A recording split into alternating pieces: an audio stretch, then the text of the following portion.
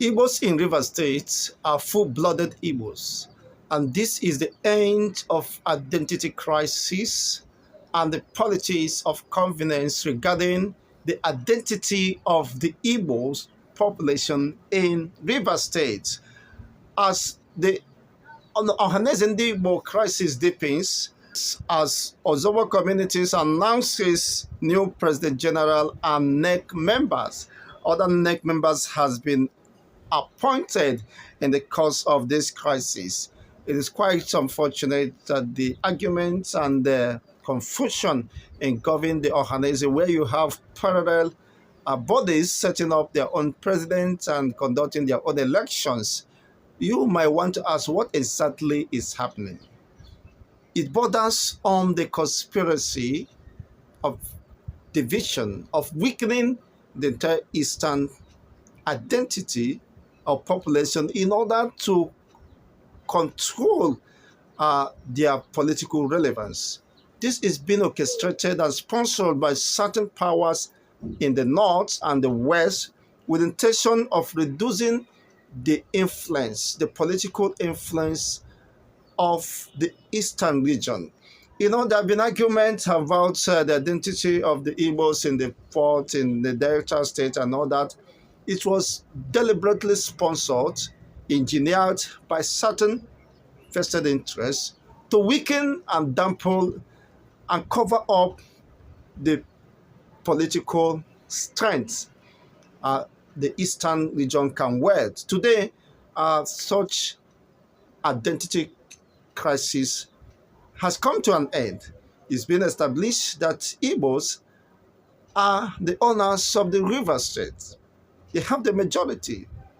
They are full-blooded Igbo indigenes within the River State.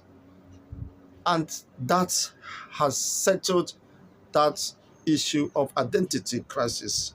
But that having been said, it is not the end of this tussle, because there are vested interests and those who want to protect their political dynasty. They believe by dividing and weakening the Igbo strengths of population, they will gain undue political advantage. So whatever crisis that is brewing within the Ohanaeze is politically motivated. Vested interests want to wield certain powers and remain relevant, or perhaps continue to control the outcome of populace and population, and in terms of when it comes to politicking within the Igbos.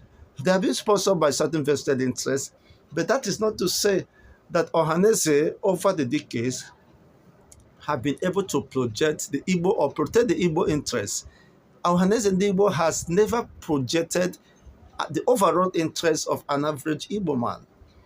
That's why you see politicians hijacking the process and trying to make sure that someone loyal to them controls the Ohanaeze socio-cultural organizations with the intent of using them as rubber stamps or willing instruments when the time comes.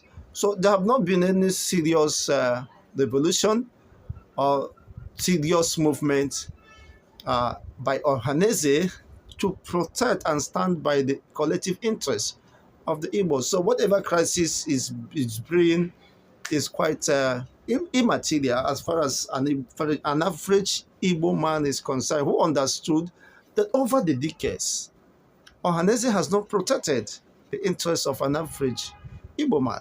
Sometimes even in the most recent elections, you saw how they played politics with P2B, most of them opposing the same P2B, and for whatever reason, they prefer to sponsor, to form an alliance, to build an alliance with other regions and neglect their own people.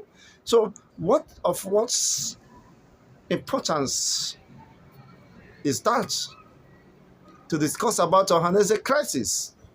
It has not festered any unity or coherence within the Igbo political class and the masses, because an average Igbo man sees Ohanaeze as the enemies of the Igbos.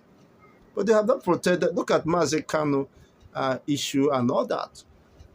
What role are they playing? Just like the Afeniferes and the Ariwas, playing major role in deciding certain outcomes in their own favor. But such has not happened. You see the same Ohanaeze fighting their own blood, fighting to pull down their own people. So it is immaterial whether who until the Igbos get it right. Of course, the Ohanaeze, unfortunately, does not inspire such hope or confidence. And for me, could not be trusted by the majority of the Igbos until they redeem their image. But with this infighting and this uh, crisis that was just engineered to distract the people while the main thing is going on. Look at the killings in the East, the adoptions, forceful disappearances. Have you heard Ohanaeze and Ndi Igbo coming to say this is wrong and vehemently insisting and demanding for justice? It's quite unfortunate, but then that is the reality. Whatever happens, it's just a matter of time. The truth will certainly surface. The Mbata or whatever group and the rest of the group have just perhaps fighting to protect their interests, not the collective interests of an average Igbo man.